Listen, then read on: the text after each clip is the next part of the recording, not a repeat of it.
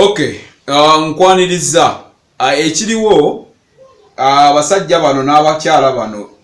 Furufiga ne Sipapa bagobeddwa Rubaga bade bagenze kulaba ku honorable Zaake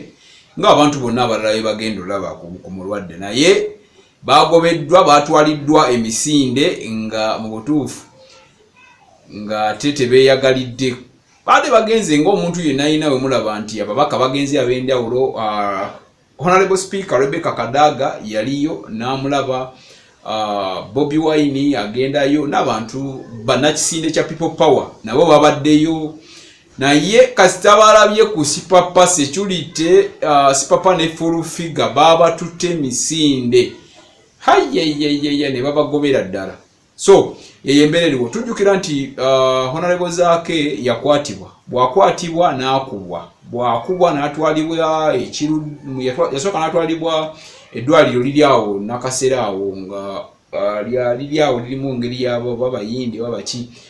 n'avaayo n'atwalibwa ekiruddu n'avaayo kubanga obasooka ne bamutwala mu kkooti emitiyana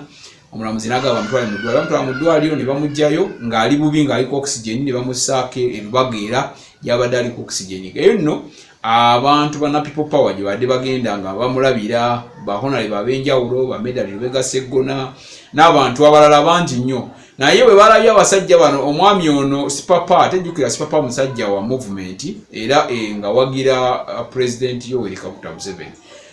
bamugobye mwabaddemu n'abawagizi abatakkiriziganyizza nakyo ne bamugoba Furufiga naye bamugobye emisinde nga bamugamba nti baagala kukola lukwe lubba Honorable Zaake mu ddwaliro so ne bagamba security eri tight nnyo tebasobola kumukkiriza era oyo muntu wa Museveni alese ayagala kuleeta buzibu ku Honorable Zaake yeyembeera eyabadde Rubaga wano mu ddwaliro ng'ebintu si birungi so byagenze okuggwa ngero omulwadde tebamulabye abantu bano ababiri njogera ku Sipapa ne Furufiga era nga bazzeeyo nga tebalabye Honorable Zaake kale tetumanyi kiki ekyabadde kigendererwa naye nga abalala bonna bakkirizibwa mpola mpola naye nga ate bano abalala bagobeddwa ne bagaanibwa mpozi n'omulala emabegere era ennaku nga ziizo yabadde Fred Enanga omwogezi wa poliisi naye kennyininyini bwe yatuuka e Rubaga n'agobwa era tebamukkiriza wadde okumalawo eddakiika 10 kimanyi gye baafubutukaawo yali ayinako byagezako kutangaaza n'agobwa era embeera nebeera nga teyali nnungi nnyo okutwaliza awamu kale Honorable Zaake tumusabire busabizi asobole okusuuka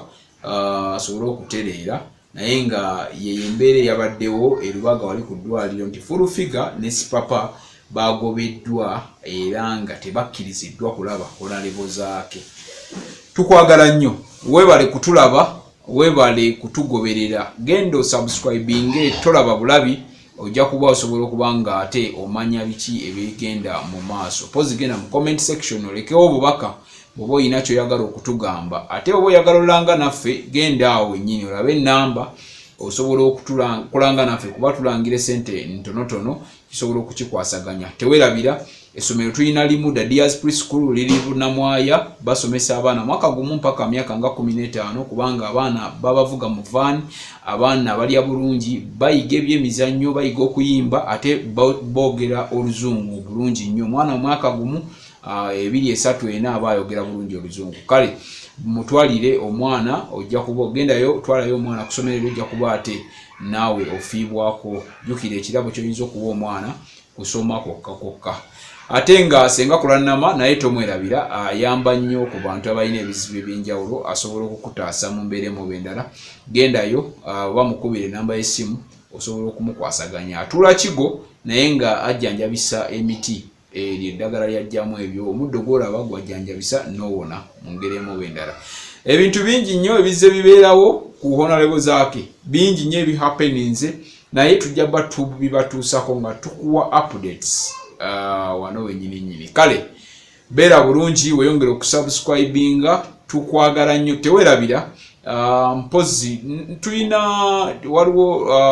YouTube channel yaffe bagiyita 97.7 gendayo nayo mukutu gubeerako tulina Star Factory osobola okugendayo n'oklikinga no subscribinga nosobola okuba nga tokitambuza mpola mpola. Beera bulungi.